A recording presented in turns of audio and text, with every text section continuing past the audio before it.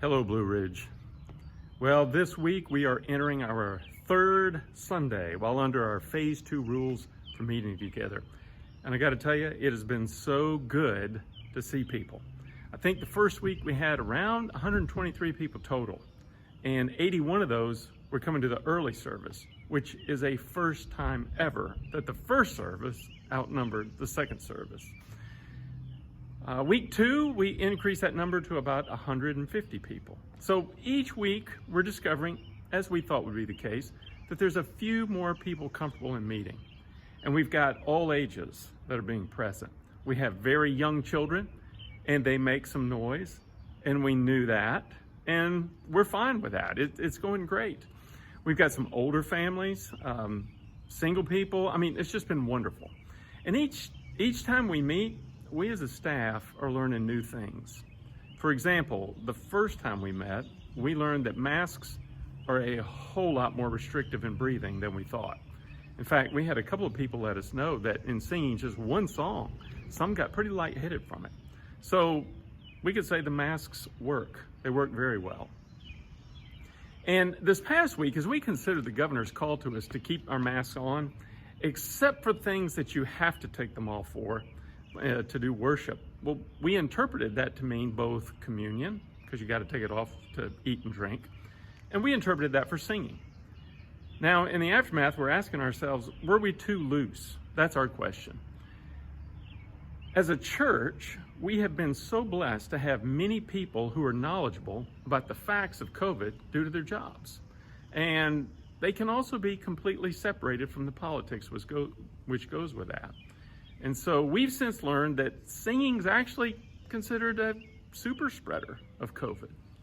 And now we're seeing in the West Virginia churches another outbreak of COVID.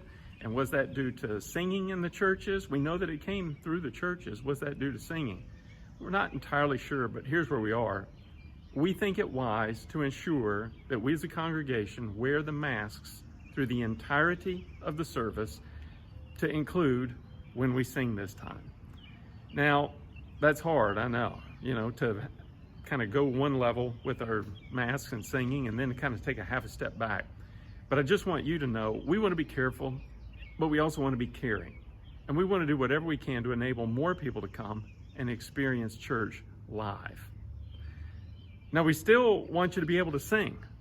So, if you come and you're wearing the mask like we ask and you're singing, you get lightheaded, or you think you might get lightheaded, please do something. Just remain seated during the worship. This is all part of the new norm that we're going through. In fact, there's going to be a couple of times in the worship service where Pastor Tom's going to invite us to sing and maybe even ask us to sit down for a song or two. And then we'll get back up. But you only do so if you feel like you're capable. But we're making this decision considering both the worship of God in conjunction with the safety of our people. So we are only going to remove our masks during communion. Please, please, please continue to bear with us as we make these small adjustments each week. Speaking of this week, we're going to be looking together at Isaiah chapter 60. And if you're like me, and you're so tired of hearing the news and everything that's going on today that seems to be hard or difficult, you're going to want to study this passage with us, because this one is forward-looking to the glorious destiny that God has planned for all of us. It's a passage of great encouragement. And speaking of encouragement, with this Sunday being Father's Day, let me just give a quick shout out to every single one of you that is a father. And let me just use this time to give a really short exhortation. First, to those of you who can be with or contact your fathers this week, let me encourage you to in some way do so. Find a way to bless them, and find just some way to let them know how much you appreciate them, whether you write it down, tell them verbally. Speaking as a dad, your words are going to mean so much more than you know and realize.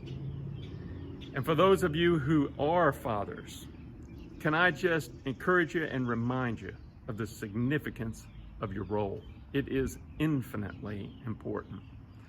And speaking as someone who grew up in the church and had a great father, I can tell you something. Your kids are probably going to forget most of your mistakes, but they are going to forever remember things like, oh, I don't know, your silly dad jokes. They're going to remember you throwing a baseball with them, sitting at a tea party, showing them how to ride a bike or drive a car, just cheering for them at a game that they were in, listening to their problems, helping them with homework. They're going to forever remember the time you told them, son, sweetheart, daughter, I'm so proud of you. Dads, we need you. We need your ridiculous jokes to keep us from taking things too seriously. We need you to lead us, your sons and daughters, to model. We need you to model Jesus for them and to walk with them. Don't underestimate the impact you can have on an eternal soul entrusted to you by God on earth, whether that's by birth or adoption or foster care. You just remain faithful to Christ for his sake, but for ours as well. Well, we look forward to seeing you on Sunday. And please remember, get those masks ready. I've got mine right here. And come, let us see your eyes and hear your voices in our time of worship together.